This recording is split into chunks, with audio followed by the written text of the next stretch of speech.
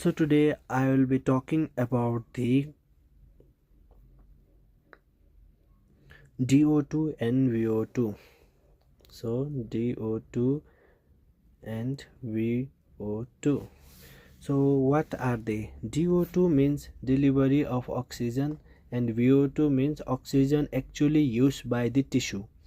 So in DO2 depend upon two factors. One is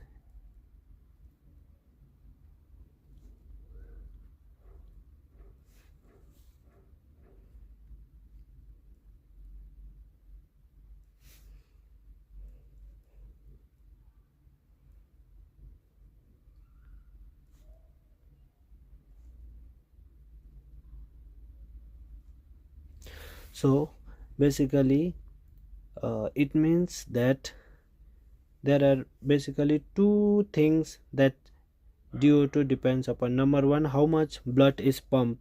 So it is cardiac output I am talking about. Then how much the blood is actually carrying the uh, oxygen. So it is given by concentration of arterial oxygen. Concentration of arterial oxygen. So the formula for DO2 will be given by cardiac output times concentration of arterial oxygen. So we have formula for this also, because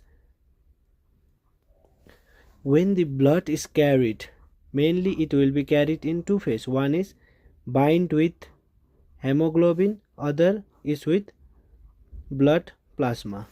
So for hemoglobin it is given by HB times 1.34, it is the coefficient for hemoglobin, then times saturation of arterial oxygen. Okay, then next is BP, it is given by the oxygen coefficient, then times the partial pressure of atrial oxygen. So we can write that DO2 will be given by cardiac output, which will be further given by the SV times HR. Okay, then times we will give, okay, HB hemoglobin times 1.34 times SaO2, okay, plus 0.3003 plus PaO2. This will be the formula for the DO2 or delivery of oxygen, which means that if cardiac output is high, then the delivery of oxygen to the tissue will be also high.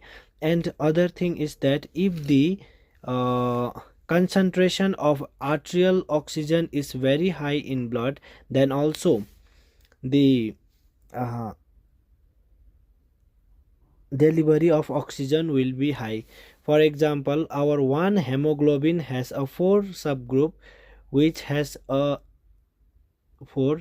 So outside there will be a iron in each.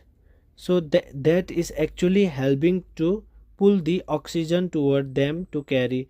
So one hemoglobin carried around 3 ml of O2. Okay, this is the formula for DO2 and explanation in simple. Now let's talk about VO2.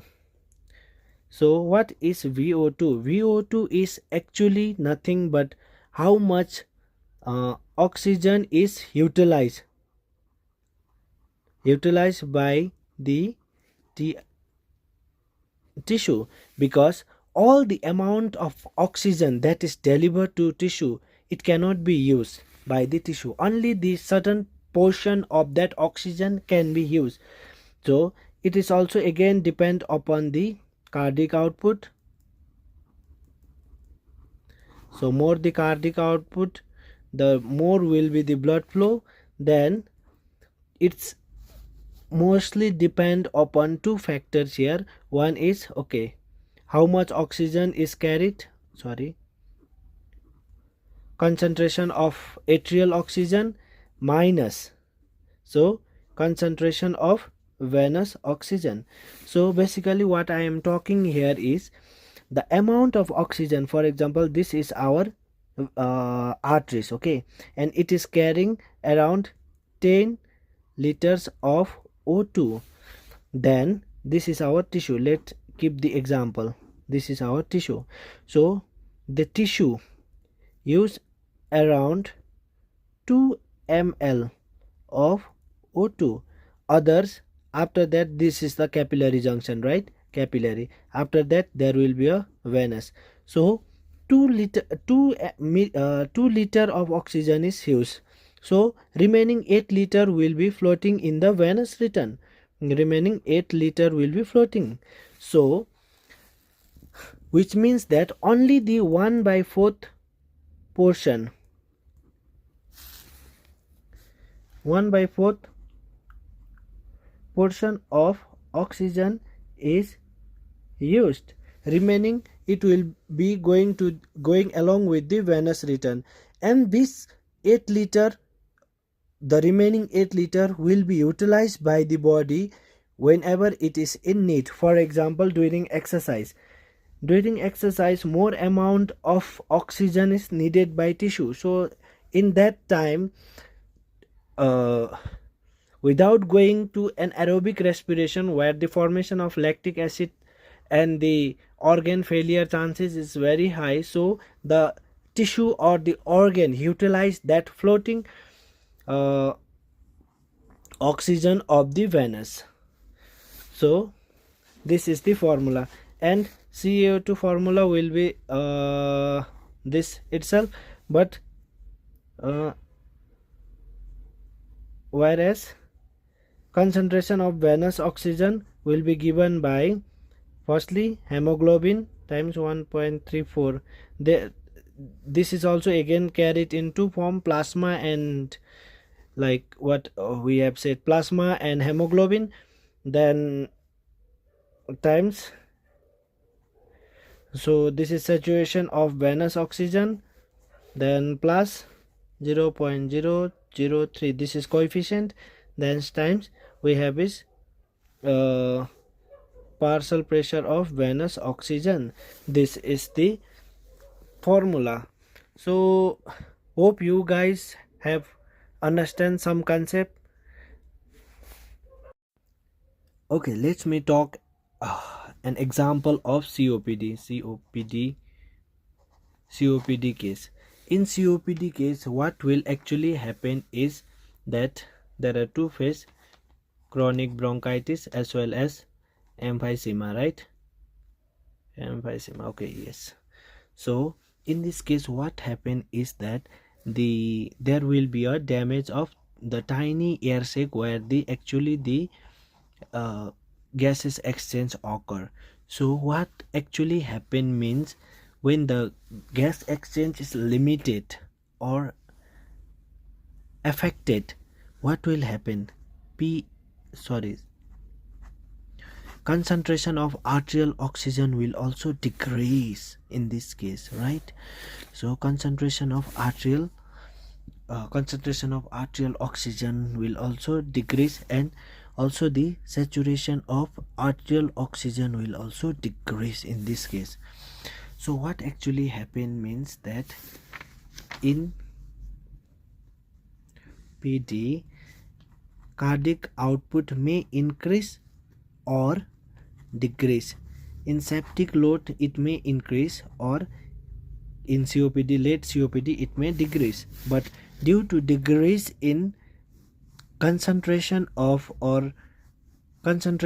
arterial oxygen, okay, concentration of arterial oxygen, your DO2 will decrease. Delivery of oxygen to the tissue will also decrease. So in severe case, when delivery of oxygen level to tissue decrease, what will be the tissue doing? Tissue will be doing, I have already told you, remaining that floating 75% of O2 will be used, letting that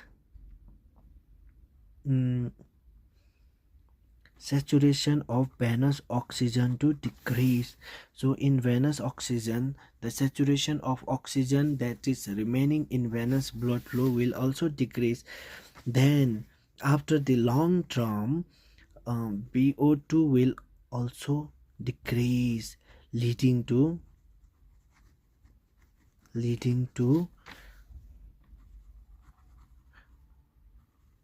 hypoxic tissue death, and in severe cases it may lead to organ failure too. Similarly, apply this condition to uh, ARDS, pneumonia, and practice by yourself so that you can get something